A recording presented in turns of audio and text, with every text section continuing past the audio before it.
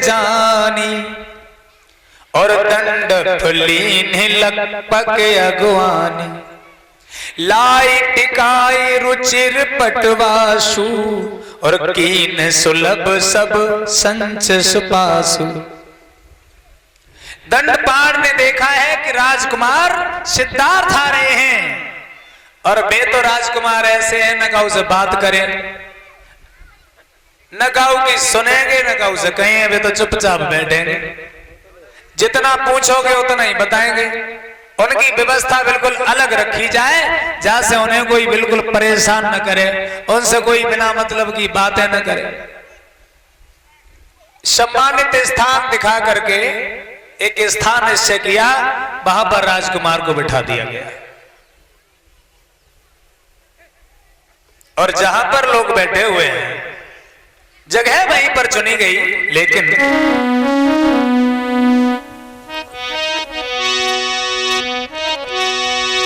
कि बैठे उन उचित आसनों पर जो जिनके लिए बनाए हैं।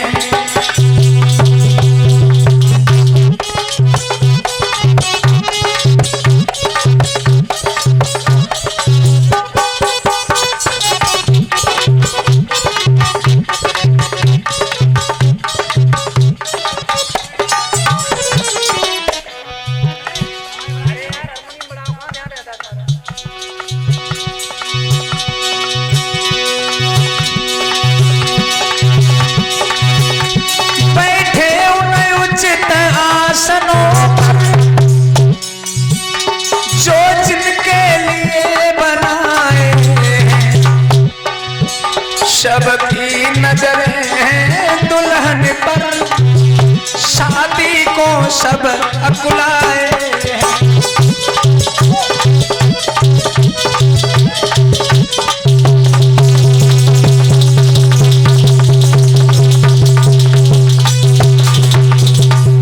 जितने राजकुमार हैं सब सोच रहे हैं आज शादी तो हमारी हुई है। क्योंकि हमसे सुंदर तो जहां कोई दिखाई नहीं दे रहा। आज ब्याह तो हम हुए और राजकुमारी हमें वरमाला पहनाएगी। विचार कर रहे हैं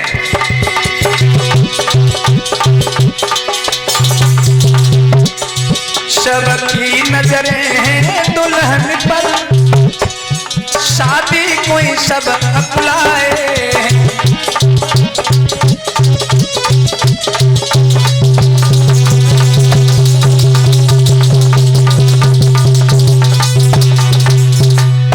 उसी बीच राजकुमार सिद्धार्थ भी आ गया और राजकुमार सिद्धार्थ जो थे माँ बाप की आज्ञा पा करके तो राजकुमार भी आ पहुंचे। अपने सुयोग आसन देखा फिर जा आसन पर जावे।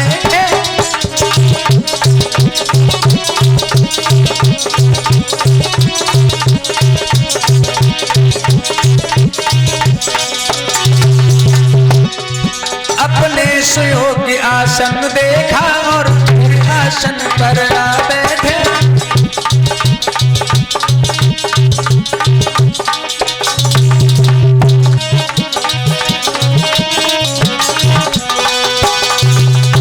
बड़े बड़े वीर बहादुरों के लड़के सुंदर सुंदर राजकुमार बैठे हुए हैं। सब आंखें फाड़ फाड़ करके देख रहे हैं।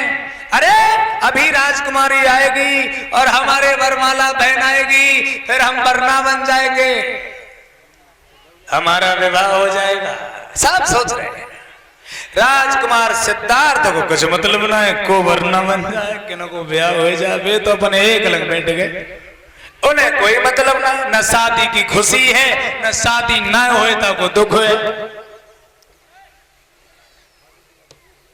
इधर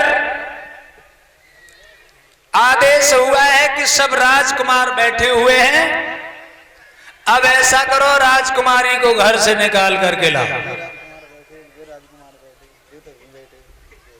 राजकुमारी को लेकर के आइए। और ज्यादा समय बर्बाद मत करिए। एकदम से उनकी मां जो थी राजकुमारी की, मतलब यशोधरा की मां जो थी, सो भागती हुई यशोधरा के पास हम पहुंची और बोली, लली हनुआओ। क्यों? देखो वो जो लड़का बैठा है कुन्ना में, पहले ही समझा दिया, उस लड़का के तो बिल्कुल पास में उमन जाइयो। कौन बैठा था? कौन बैठा था? बच्चा कह रहे भगवान बुद्ध। उस समय भगवान बुद्ध नहीं थे, बुद्ध तो बहुत बाद में बने हैं। उस समय उनका नाम क्या था? सिद्धार्थ, जिनको गौतम भी कहा जाता था। जगह बस उनके पास मन गई हो और तुम चाहे जो समझ में आए जाए बाय बरमाला पहना दियो, बस वहां मत जाइए तुम, ठीक है? अब बार बार सोच रही हैं आखिर जलड़का में कमी का है, और काऊ के लिए मना कर दी जाए वहीं पे ध्यान फिरने का ज्यादा हो जाता। बरमाला हाथ में उठाई है, सब सहेलने के संग में जब चली हैं,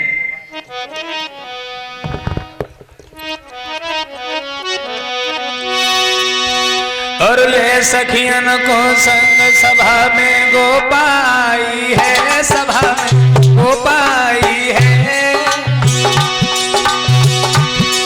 और मंद मंद मुस्कान संग सखियन को लाई है।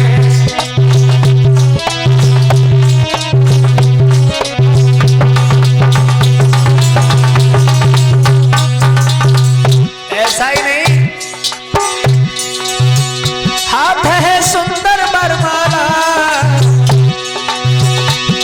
और चंचल में चकोर चित्त चमकाए रही सबर में, सभा में नजर पसारी है, और आगे बढ़ती जाए ढूंढी रही प्रीतम प्यारी है।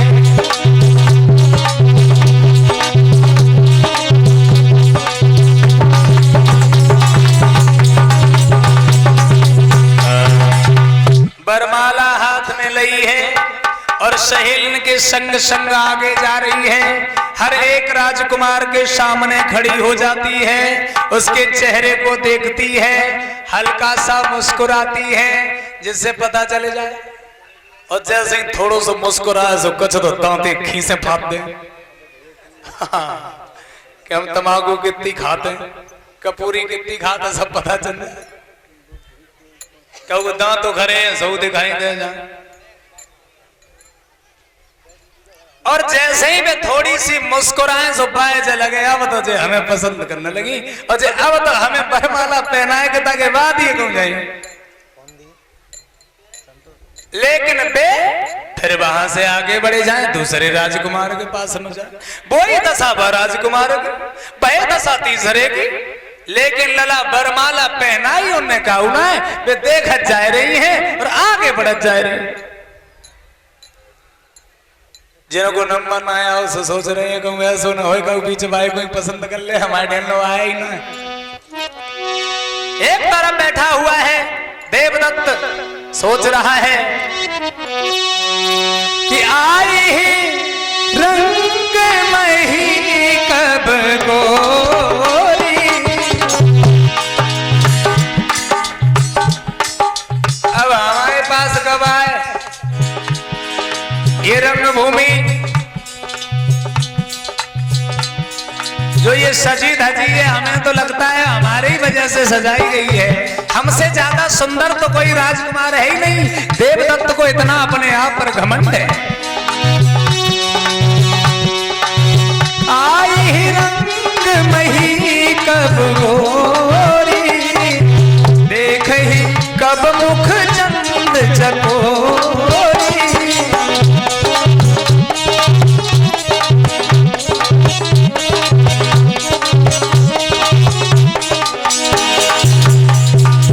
और भी जितने लला राजकुमार हैं जो आगे बैठे और पीछे बैठे, सब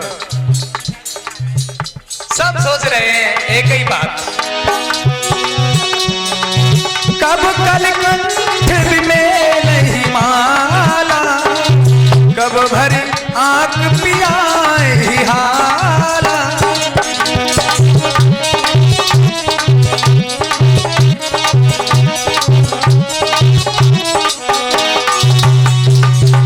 सोच अनागत काम अधीरा, मरे प्यास तरंगिन पीरा।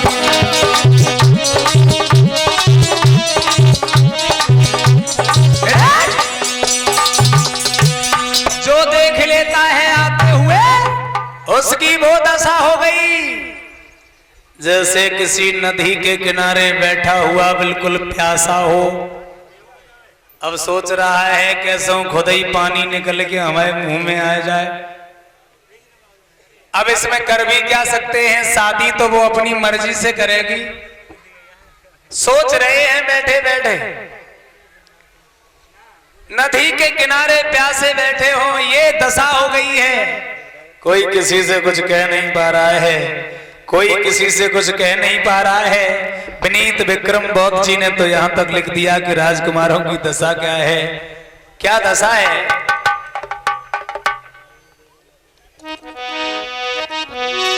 कि जिन नयन वो रूप समाना, और तिन नयन किन दिखिया।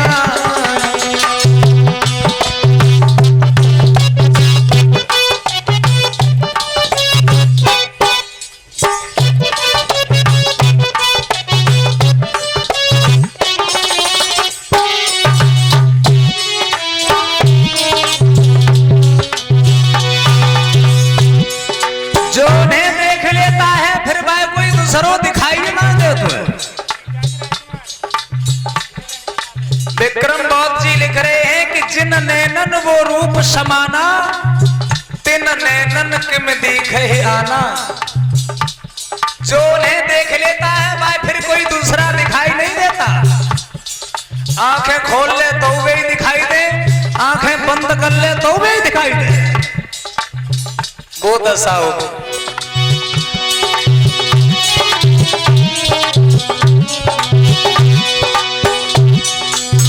पाए गए तूने मजूरी, शेष रही अब खान ही पूरी।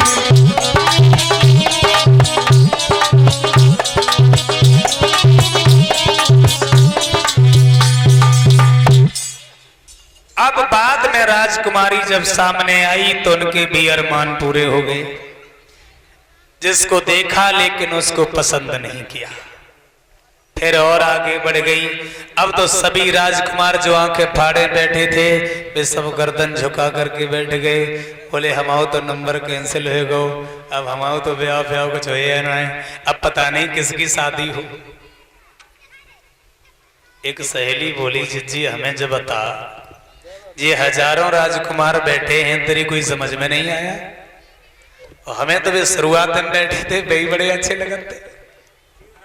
तेरी जगह हम होते तो कम से कम कब की हमने माला पहनाई थी होती। बोले पागल है, शादी कोई हंसी खेले? एक बोली हमें तो जो समझ में नहीं आ रही है, और जाने कौन सो जमाई घर आएगो। अबे तीन मुंह तो समझ में नहीं आया लो, फिर कोई बता। और जाने कौन सो जमाई घर आएगो, और जिज्जी तो खोले जाए।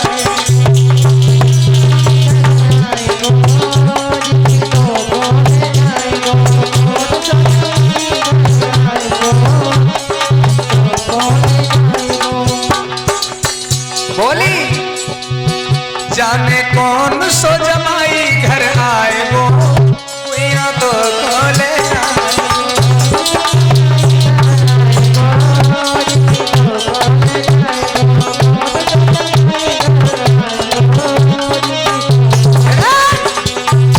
सब। बोली कब पागल हो गई है, अब कहां जा रही है? बोली हम जाए कौन आ रहे हैं, जो राजकुमार बिल्कुल अलग बैठे हैं, एक बार हम उन्हें भी देखना चाहते हैं। पागल, तुम्हारी मैया ने मना किया है, तुम्हारे घर वालों ने मना किया है। अरे भाई छोड़ के इनमें से पीछे से लौट आओ, दोबारा देख लो, इनमें से जो ज्यादा अच्छा लगे भाई सबसे सुंदर है। बोले ना, हम उस राजकुमार को भी देखेंगे, भले ही हमारी मैया ने मना किया है, लेकिन हम वहां जाएंगे जरूर। और बेजो थी यशोधरा सीधी वहीं पे जाके पहुंची तो विनीत विक्रम बौद्ध जी ने लिखा कि जब वो शक्ल देखी है, जब वो सूरत देखी है, तो चित्र विचित्र मुग्ध मिर्गीशी।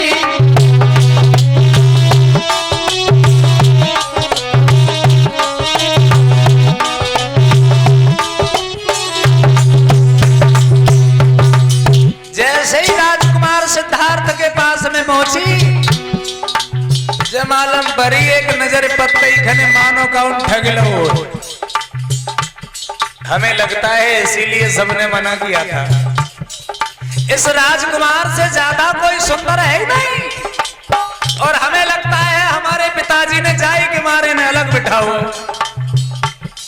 इतना सुंदर कोई नहीं है। और विचार कर रहे हैं,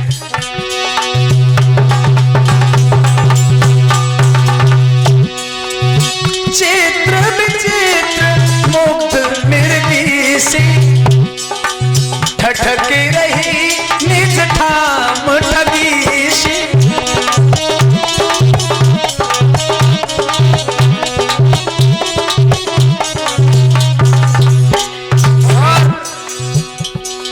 सुधि बुद्धि खोई लखत न भुलाई, हिलत न डोलत बोलत ना।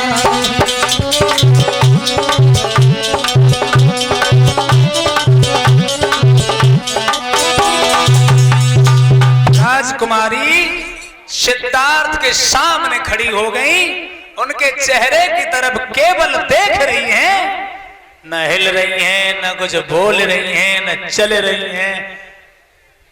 एक आध पूछा थी क्यों का देख रही हैं, चलो